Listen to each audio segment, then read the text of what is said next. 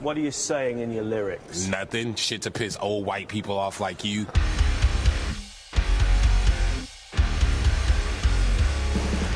What's up, everybody? I'm Finn McKenty. This is the Punk Rock MBA, and in my opinion, the biggest development in music of the past 10 years or so has been the fusion of rap and alternative culture. That is what gave us all these huge genre-defining artists like Lil Peep, Lil Uzi Vert, Post Malone, and Juice WRLD, who have generated billions of streams and made tons and tons of kids aware of their influences, for example, like Mineral and All Time Low. Or that weird time a couple years ago where every rapper had a punk jacket and Kim Kardashian wore a Morbid Angel shirt in some photo shoot, and Lil Uzi Vert was moshing at a Faceless show. Now you can think what you want about any of that, but to me personally, I feel like that breathed new life into the alternative music scene in a time where it really needed it. It was kind of on life support as Warped Tour was dying out. There's really no new artists coming along to fill the void until all of those people came along and brought it back to life. And who set the stage for all of that? I'm not gonna say that they were single-handedly responsible for all of that, but I do think that Odd Future deserves a lot of the credit for it. And in fact, I think you can say that in a way, Odd Future saved the rock scene. And I will explain why in this video. But first, if you haven't, please subscribe and turn on notifications so you get all my videos. And also, I want to thank Skillshare for sponsoring this video. You guys know that I'm a huge believer in self-improvement and self-education and building the skills that you need to bring your ideas to life, and Skillshare is a great way to do exactly that. But what a lot of you may not know is that I've actually worked in online education as my day job for the last 7 years, and I sincerely believe in Skillshare. This stuff can and will change your life if you actually put in the work. There's tons of content to explore, real projects to create, and also, very importantly, the support of fellow creatives. And I could go on forever about all the great classes they have, but just a few that I personally suggest are Gary Vaynerchuk's social media class. Honestly, I don't think that I would be here doing what I am now without some of the things that I've learned from him about social media. Also, Rand Fishkin's Introduction to SEO. He's kind of like the Tony Hawk of SEO and just generally an incredibly insightful guy. And also Jessica Hish's Hand Lettering for Designers. She's one of the absolute best in the game at hand lettering, and I love learning from her. Skillshare is also incredibly affordable. If you get an annual subscription, it actually works out to less than $10 a month. And the first 1,000 people to click the link in the description will get a free trial of Skillshare Premium membership. First of all, for anybody who isn't familiar with them, let me just tell you a bit about Odd Future. Odd Future is, or I guess maybe was, a collective that started about 15 years ago in LA, founded by Tyler, the Creator. And they've had something like 20 members over the years, mostly rappers and producers, but also a lot of like photographers and video directors and visual artists of other kinds. So I think that a lot of people maybe think of them as a band, but I think the right way to think about Odd Future is more like a creative agency than a band. But with that said, the music is the thing that they're probably most known for, especially Tyler, the Creator, of course, their founder, Earl Sweatshirt, and Frank Ocean, who's gone on to win, I think, 2 Grammys, did a song with Beyonce. I mean, he's just a mainstream pop star now. But way before all the Grammys and the Beyonce collabs and all that stuff, what put them on the map was stuff like this. I'm a fucking walking paradox. No, I'm not. Threesomes with a fucking triceratops. And of course, this. And what I think they accomplished back in 2009 to 2012 or so, when they were really coming up, was 2 things. Number 1, they got alternative kids into rap in a way that I think really hadn't been done before. And number 2, they showed rappers that it was okay to be a weird alternative kid. And you put those 2 things together and you basically have the formula for everything cool that's happened in youth culture in the past 5 to 7 years or so. And to explain exactly how influential they were, let me start by setting the stage. Please just come this way, hop in my time machine, and I'll set it to 2009 when they were dropping their first mixtape. At that time, rap and alternative music culture really just didn't mix the way that they do now. There was some of that earlier, like back in the 90s. I think there was a lot of experimentation going on with obviously like Beastie Boys and Rage Against the Machine, as well as all the nu metal stuff. But in the late 2000s, when Odd Future came out, that really wasn't happening. This was the tail end of like the mall emo era with Fall Out Boy, Panic at the Disco, My Chemical Romance, Paramore, all that kind of stuff. And aside from a few things like the crunkcore scene that I talked about a couple weeks ago, out, or the Punk Goes Crunk comps, which I think were really more of a joke than anything else. There really just wasn't a lot of hip hop culture in that era of alternative music. And on the rap side of things, I would say the same. Yes, there were people like Lil Wayne and Pharrell who were into skateboarding, and there was the Pack. You remember their song about vans?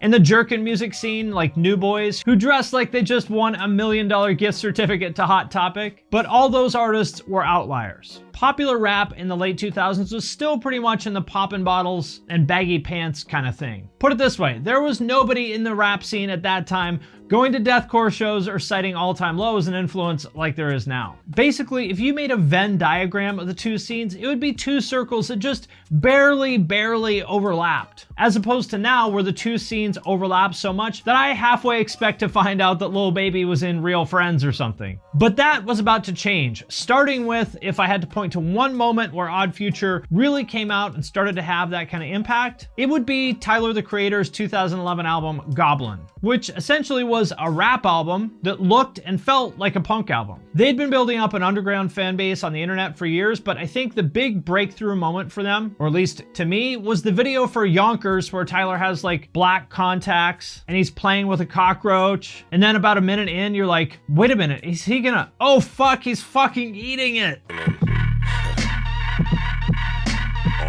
Like, imagine you are a 16-year-old suburban punk kid in 2011, and you see this video, you look at how he's dressed, and you see him eat the cockroach, and you're like, you know, I've never really gotten into rap before, but this guy's pretty cool. Maybe I should look into this. It sounded really weird and aggressive, especially by the standards of 2011, when nobody was doing this kind of stuff. It had the shock value of Jackass or G.G. Allin. Of course, the alternative kids loved it. He was speaking their language. And then you find out that Odd Future were friends with Trash Talk, one of the hypest hardcore bands at that time. Game over. You just found your new favorite rapper. But let's dig a little bit deeper, because I think that is just the beginning. Let's talk about exactly what was so innovative about Odd Future.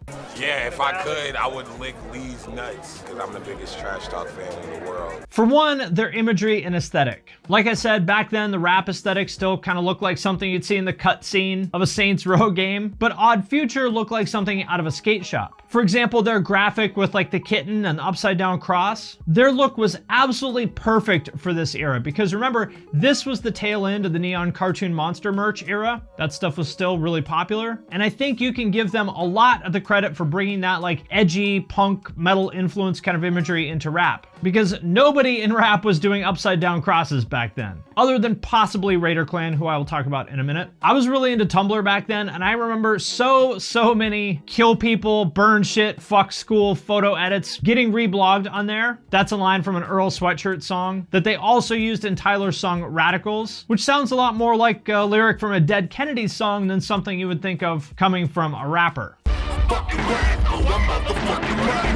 So of course the alternative kids liked them. The music was rap, kind of sounds like an edgier Kanye, I think, but everything else about them felt like punk. Like, if you were looking through the bins at a record store and you saw the cover of Goblin or Earl Sweatshirt's I Don't Like Shit, I Don't Go Outside, and you had to guess what it sounded like, you'd probably expect something that sounded more like Old Ceremony than rap. And I think another critical piece of what made them so successful was their merch game and how they kind of brought hypebeast culture into the alternative scene. I'm not really sure what the backstory is here. I looked, I can't really find any details. If anybody knows, please let me know in the comments. But as far as I can recall, they've always kind of been as much a clothing brand as anything else. Tyler started a brand called Golf Wang in 2011, which instantly got popular with the sad boy pop punk kids who were all over Tumblr. The kids who were into like The Story So Far, Real Friends, Neck Deep, that kind of stuff, which makes perfect sense because that brand's aesthetic was so similar to how those kids were already dressing, which was basically just an elevated version of skate fashion. And as they will tell you themselves, if you ever wondered how the fuck like every single hardcore and pop punk kid got super into Supreme overnight in like 2012, there's a good chance that it was because of Odd Future and Tumblr. Bitch, if your nigga had Supreme, we was the reason he copped it. And now, as you may know, Odd Future has become just literally a straight up clothing brand that officially no longer has anything to do with their history as like musicians. Now it's just a brand that they sell at Zoomies, and I would guess the majority of people who buy it now just think it's a cool logo. I mean, if you think about it, a 16-year-old who's buying an Odd Future hoodie in 2021 was like 4 when Goblin came out. So it's literally impossible for them to be old school fans. And I think their focus on merch and the aesthetic of that merch is a big part of why it caught on with alternative kids. Merch has always been a bigger part of rock culture, like the band t-shirt thing, as compared to rap. And Odd Future were really fucking good at merch. And you might be saying, wait a minute, what are you talking about? Rappers are all about merch now. Yes, some of them are, especially alternative rappers, but I think a lot of that is specifically because of Odd Future. I mean, how many millions of dollars have they made just off of selling socks at Zoomies? This is like a legit clothing business. And now you've got all the rock bands like Silent Planet, 100th, and Grayscale who treat their own merch almost like an apparel brand. And I'm not sure if you asked them if they were like directly influenced by Odd Future, but I think indirectly, at least, the lineage is definitely there. They really changed the game for merch. That's what you doing? Some twos, bro? What shelter you find these at? Now, before I go on, a lot of you might be saying, wait a minute, what about Raider Klan and ASAP Mob? They were doing a lot of the same stuff you're talking about back then with like the dark imagery and bringing fashion into rap. And you're right, they were. Like, if you remember back in 2012 or 2013, when everybody in rap started wearing black and spelling things with V's instead of A's, like the punk rock MBV, that was definitely because of ASAP Mob and Raider Klan, who made a huge impact on rap. But the reason I'm focusing on Odd Future here is because this video is about the alternative scene and rock culture. And out of all the people making weird rap back then, I would say that Odd Future were the ones who got the most traction in alternative culture. I remember there were a few people back then on Tumblr talking about Space Ghost Perp or whatever, but there were 1,000 times more reblogging the Odd Future kitten. Nigga, you see this shit, nigga? Look at my wheels, nigga. Look at the motherfucking rims. Which brings me to the last point about why they were so influential. They understood social media and content marketing way better and way earlier than almost everybody. Because remember, as I mentioned before, they were not just a collective of rappers. They were also photographers and videographers and visual artists. And I think that is a huge part of why they took off. Like, watch their vlogs from back then. The stuff that they were doing in like 2011 or 2012 was really good. It really just made you feel like you were friends with them and you were hanging out with them in the same way that a good skate video does. They were also super prolific. I think they released something like 10 albums for free on their website, in that weird middle ground where MySpace was kind of dead, but Spotify and streaming hadn't really taken off either. And most artists didn't understand how to distribute their music in a smart way that would build their audience. But Odd Future did. I think what it comes down to is that they always approached Odd Future from day one like they were building a brand where music was one part of it, but not everything, where it was just as much about the fashion and the aesthetic and the lifestyle. I think probably borrowing a lot from Pharrell and Kanye, who pioneered a lot of that. But in my opinion, they took it to a whole new level, especially in the context of alternative culture. But that said, to me, what's most amazing about them is that they weren't just some cool underground thing that only Tumblr kids knew about. They were a legit mainstream success. One thing I noticed that was super interesting is that the critics loved them just as much as the kids did. They were almost universally respected on both sides of that, which almost never happens. Typically, if the kids love it, the critics hate it. Like, I remember Kanye tweeted that Yonkers was the video of the year for him. And regardless of how you feel about him, a cosign from Kanye, especially in 2011, is massive. They got a TV show on Adult Swim in 2012 called Loiter Squad. It's like a sketch comedy thing. I never really watched it, but I know it was pretty big in the Tumblr kind of crowd. It wasn't the biggest show on the channel or anything like that, but remember, even a cable show like that is still getting millions and millions of views a month. And what do you think that did for their music? And a couple years later, Tyler's album Igor went to #1 on Billboard and he won a Grammy for it. Like I mentioned earlier, Odd Future also launched the career of Frank Ocean, who since then has gone on to become a mainstream pop star, did a song with fucking Beyonce. I mean, it does not get any bigger than that. And I know a lot of you guys think that it's dumb that I talk about mainstream success so much, but I want to explain why. This album changed like my whole everything. It's not so much that I personally care about what happens in the mainstream, it's because artists who get that big also have the chance to have that much more of an impact. And in their case, I think it's specifically because Odd Future was able to get mainstream traction that they were able to bring basically their like weirdo internet shit to so many people. So if you don't care about the mainstream, that's totally cool, but I think it's short-sighted to look down on it and discount it and act like it has no value. For example, how many kids discovered them from Loiter Squad, their show on Adult Swim, and then checked out their music, and that was the kids' gateway into alternative music. Or how many people saw Tyler on the Grammys in a wig and were like, who the fuck is this guy? Looked him up, and that was their gateway into alternative music. So if you think about it from that perspective, if Odd Future had just stayed this underground thing that only cool, weird internet people knew about, they wouldn't have had nearly as much of an impact. They would have been just like the new Cool Keith, who's very respected and influential in the underground, but outside of that, nobody really knew who he was. So just to kind of sum up their impact,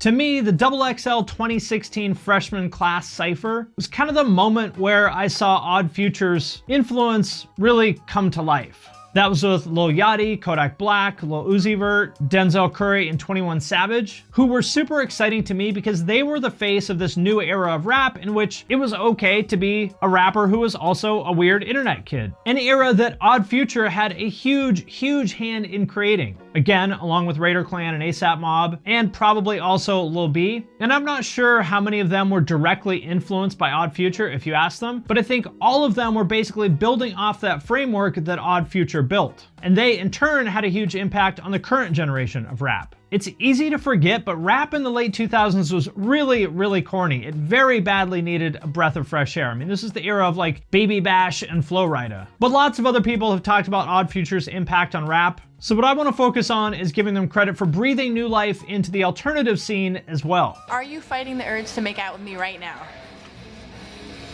Not really. I'm really into this pizza though. Like I mentioned earlier, I would argue that alternative music in like 2012 to 2013 or so was in a real low spot. There were no new artists breaking out, and dubstep and EDM were kind of stealing the spotlight and a lot of the new potential stars. Because if you have potential, like, wouldn't you rather be the next Skrillex or Steve Aoki than grinding it out in a van, playing to 70 people a night if you're lucky? The future of alternative music was not looking great. And I think the fusion of rap and alternative music is actually what saved the scene. Underground artists like Bones, Young Lean, Ghostmane, and Lil Peep, and everybody else from like Goth Boy Clique, Schema Posse, and Drain Gang, and Sad Boys. And on the more mainstream level, Juice WRLD, Post Malone, Lil Uzi Vert, and Lil Yachty. I think people are starting to see all those artists that I just mentioned as what they are, which is basically like the new wave of emo and deathcore. It certainly has an element of rap, this is why it's called emo rap, but I would think that stuff really belongs more under the umbrella of alternative culture more than it does under the umbrella of rap culture. And I think that we're gonna look back on all the artists that I just mentioned as more descendants of the Fall Out Boy family tree than we will the NWA family tree. So am I saying that Odd Future single-handedly saved both rock and rap? No, but I do think that they paved the way for the current generation of breakthrough artists and creative innovation to an extent that I don't often hear people talk about, at least not in the context of the rock scene. So get out your phone, set the date to 2011, put on your best pair of Huff weed socks, watch the Yonkers video, and thank Tyler and Odd Future for saving the scene. All right, my friends, that does it for this video. As always, let me know what you think in the comments about Odd Future's influence and if you can fill in any of the gaps in the stuff that I mentioned. But before I let you go, I wanted to mention a couple things. Number one, please check out the Punk Rock NBA podcast. Number two, I wanted to mention my new merch. For example, my new MySpace deathcore inspired shirt, including the most important detail, an edgy slogan on the back in impact font. And of course, my Pop Punk with Breakdowns shirt. Both of those are available at the link in the description. And as always, I want to thank everybody who supports us on Patreon, especially those of you who support us at the True Cult level or above. It is because of your support that we're able to do a lot of things. For example, the podcast. Patrons get every podcast a week early. There's a members-only Discord server that I'm in all the time. It's gotten super active, which is cool. I do patron-only Q&As. I've been doing some giveaways. There's a way to have me review your music or video or artwork or anything else you might want to get my eyes on. So if any of that sounds cool, you can join the Patreon at the link in the description. And with that, I'm going to sign off for now, but I will see you next time.